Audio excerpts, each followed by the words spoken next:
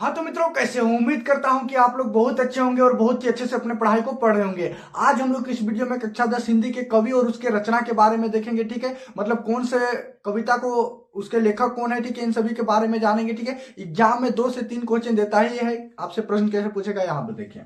पूछेगा कि बाल गोविंद भगत जो पाठ है वो किसकी रचना है। ठीक है, पूछेगा आपसे प्रश्न की लखनवी अंदाज जो है वो किसकी रचना है। ठीक है, तो इन सभी प्रकार से प्रश्न पूछता है एग्जामिनर। ठीक है, तो आप लोगों को आज मैं समझा दूंगा बिल्कुल इजी मेथड में। ठीक है, ताकि एग्जाम में आप 2 से 3 4 नंबर आपका पक्का हो जाए। ठीक है, तो चलिए बिना किसी देर को वीडियो को स्टार्ट करते हैं। ठीक है, चैनल पर नए हैं तो चैनल को एक सब्सक्राइब जरूर कर देंगे। ठीक है, मैट्रिक एग्जाम में पढ़ना चाहते हैं तो वीडियो आपको अच्छा लगेगा तो वीडियो को एक लाइक कर देना है। ठीक है, चलिए बिना किसी देर को वीडियो को स्टार्ट करते हैं। ठीक है, आपसे पहला प्रश्न क्या पूछेगा मित्रों, यहाँ पर देखो कि पद पद जो कवि, पद जो पाठ है, ठीक है, जो आप लोग पढ़े होंगे पद। ठीक है, पद, ठीक है, तो वो पद के कवि कौन है? जी हाँ, सूरदास है। ठीक है, जिसमें आप लोग जो कृष्ण के, मतलब गोपियां जो है वो कृष्ण से किस प्रकार से प्रेम करती है, वो अपने आप को हारिल की लकड़ी के समान बताती है, गुड़ में लिपी चिपटी के समान बता, मतलब चीटी के समान बताती है। ठीक है, तो देखो आपसे पूछेगा कि पद जो पाठ है उसके रचना के कवि कौन है। ठीक है, तो आप क्या करें, आप किसको सही कीजिएगा? सूरदास को। ठीक है, कोई दिक्कत नहीं, दिक्कत।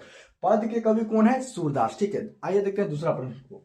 यहाँ पर आपसे पूछेगा कि सूरदास, मतलब सॉरी, यहाँ पर देखो, राम लक्ष्मण परशुराम संवाद के पाठ के जो कवि कौन है। ठीक है, जो राम लक्ष्मण परशुराम संवाद के पाठ के कवि कौन है? तो तुलसीदास। आप लोग ये चैप्टर में पढ़े होंगे कि जो राम जी क्या करते हैं, जब धनुष को तोड़ देते हैं तो परशुराम वहां पर बहुत ही क्रोधित होकर आ जाता है और बोलता है, कौन है वो दुस्साहस जिसने भगवान शिव का धनुष को तोड़ने का दुस्साहस किया है, इस प्रकार से बोलते हैं। फिर वहां पर बहुत सारे राम हो गए, ठीक है, लक्ष्मण हो गया, परशुराम के बीच क्या होता है? वार्तालाप होता है। ठीक है, तो देखो राम लक्ष्मण परशुराम संवाद जो पाठ है उसके रचना कौन है? तुलसीदास है। ठीक है, ये बात आप लोगों को याद रखना है। ठीक है, लिख लीजिए, 2 से 3 क्वेश्चन आपसे पूछेगा ही पूछेगा, क्योंकि मैं क्या हूँ, एक स्टूडेंट हूँ। ठीक है, और हाल ही में अपना बोर्ड एग्जाम पास किया हूँ, बहुत ही क्वेश्चन को एनालाइज करता हूँ, फिर आप लोगों के साथ क्या करता हूँ, शेयर करता हूँ। ठीक है, तो वीडियो को आप लोगों को अंत तक बने रहना है। ठीक है, देखो आपसे तीसरा प्रश्न क्या पूछेगा, यहाँ पर देखो, उत्साह और अट नहीं रही है, इन दोनों के पाठ के जो कवि कौन है? ठीक है, तो उत्साह विषय है और जो अट नहीं रही है, इन दोनों के जो पाठ के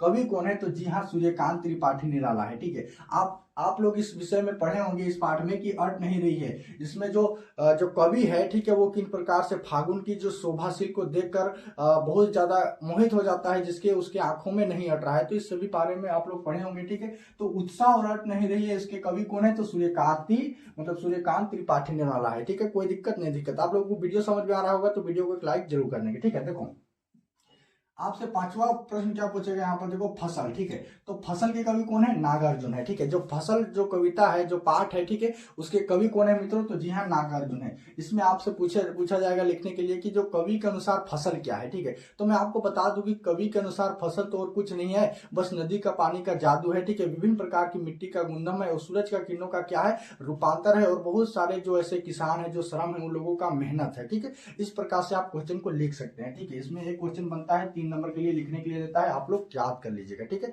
यदि आप लोग मेरे वीडियो को पार्ट 1 हिंदी को नहीं देखे होंगे, पार्ट 2 को, ठीक है, तो उसमें very very important subjective question को मैंने बताया, जो very by very repeated question है। ठीक है, आप लोग उसे एक बार देख लेंगे। ठीक है, देखो छठा प्रश्न यहाँ पर क्या है कि जो संगीतकार है, ठीक है, जो संगीतकार जो पाठ है उसके लेखक कौन है? ठीक है, तो मंगलेश डबराल है। ठीक है, आप लोग संगीतकार पढ़े होंगे। ठीक है, जिसमें जो संगीतकार जो है वो मुख्य गायक को अपनी आवाज में, अपनी गुंज में गुंज, अपनी ताल में ताल मिलाकर क्या करता है, उसका मदद करता है। ठीक है, ताकि जब मुख्य गायक अपनी अपनी लय भटक जाता है, तब संगीतकार ही है जो अपनी उसे सही रास्ता, अपनी सही लय पर लाता है। ठीक है, तो देखो संगीतकार की जो लेखक कौन है मित्रों? तो जी हाँ, मंगलेश डबराल है। ठीक है, कोई दिक्कत नहीं, दिक्कत।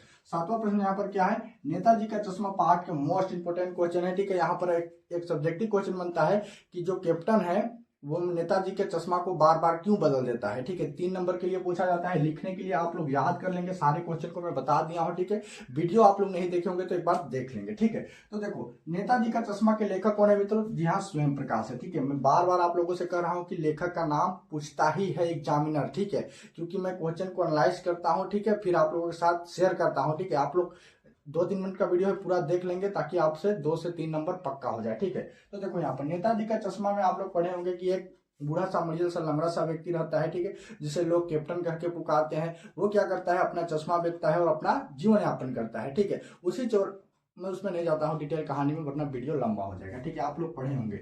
आठवां प्रश्न यहाँ पर क्या है? बाल गोविंद भगत। ठीक है, बाल गोविंद भगत जो पाठ है उसके रचना कौन है? ठीक है, उसके लेखक कौन है? तो जी हाँ, रामरिच बेनीपुरी, ठीक है। जो बाल गोविंद भगत जो पाठ है, ठीक है, उसके लेखक कौन है, तो रामरिच बेनीपुरी। आप में इसमें भी पढ़े होंगे कि जो बाल गोविंद भगत कैसा व्यक्ति था, गोरे चिट्टा व्यक्ति था जी, ठीक है। उसकी उम्र जो थी वो 60 वर्ष से क्या थी, ऊपर थी, ठीक है। वो हमेशा कबीरपंथी के गुनगुनाया करता था, ठीक है। हमेशा सुबह उठता और मतलब मीलों दूर जाता और गंगा स्नान करता, ठीक है, और कबीरपंथी के गुनगुनाया करता था। याद रखिएगा, उसका एक क्या था, पोता भी था जो कि सुस्त और बोधा था, ठीक है। तो देखो, बाल गोविंद भगत जो है, ये जो पाठ है इसकी रचना कौन है, रामरिच बेनीपुरी, ठीक है। आप लोगों को ये बात भी याद रखना है, ठीक है। आप लोग याद कर लीजिएगा, आपसे एग्जाम में 3 से 4 नंबर पक्का हो जाएगा, ठीक है। क्योंकि मैं पढ़ाता हूँ जो एग्जाम में आने का 100% क्या रहता है, प्रोबेबिलिटी रहता है, ठीक है। देखो, नवा प्रश्न क्या है, लखनवी अंदाज, ठीक है। लखनवी अंदाज जो पाठ है उसके लेखक कौन है, ठीक है। तो लखनवी अंदाज की जो पाठ के लेखक है वो है यशपाल, ठीक है। इसमें आप लोग देखे होंगे कि जो लेखक जो है जब यात्रा करते हैं, ठीक है, ट्रेन में, तो किस प्रकार से एक लखनऊ के लखनवी अंदाज बैठे रहते हैं, ठीक है। बैठे रहते हैं और खीरा को ना खाने के बजाय सूंघकर क्या कर देते हैं, खिड़की से फेंक देते हैं, ठीक है। तो वही वही स्टोरी है, ठीक है। तो लखनवी अंदाज के जो पाठ के लेखक कौन है मित्रों, तो यशपाल है, ठीक है। यशपाल है, ठीक है। अब 10वां प्रश्न यहाँ पर देखो, एक एक कहानी यह भी, ठीक है। एक कहानी यह भी, ये भी बहुत ही अच्छी कहानी है, बहुत ही मतलब इंटरेस्टिंग कहानी है कह सकते हैं, ठीक है। तो एक कहानी यह भी, इसके लेखक कौन है, तो मनु भंडारी है, ठीक है। एक कहानी यह भी, इसके लेखक कौन है, मनु भंडारी है, ठीक है।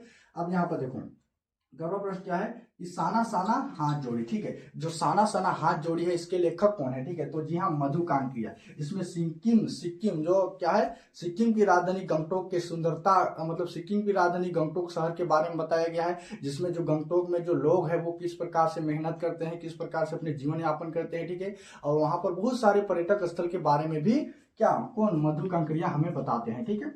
तो सिक्किम की राजधानी गंगटोक क्या है, पूरे पर्यटक से भरा पूरा है, ठीक है। 12वां प्रश्न क्या है यहाँ पर देखो, नौबत खान की इबादत, ठीक है। इसके जो लेखक कौन है, यतीन्द्र मिश्र। इसमें आप लोगों को एक शहनाई वादक के बारे में पढ़ना होता है, ठीक है, नौबत खान की इबादत, ठीक है। तो आई होप कि आप लोगों को यदि वीडियो थोड़ी सी भी अच्छी लगी होगी तो वीडियो को एक लाइक जरूर कर देंगे, ठीक है। चैनल पर नए हैं तो चैनल को सब्सक्राइब कर देंगे ताकि मेट्रिक एग्जाम में तहलका मचा सके, ठीक है। आज के लिए इतना ही, फिर मिलेंगे अगले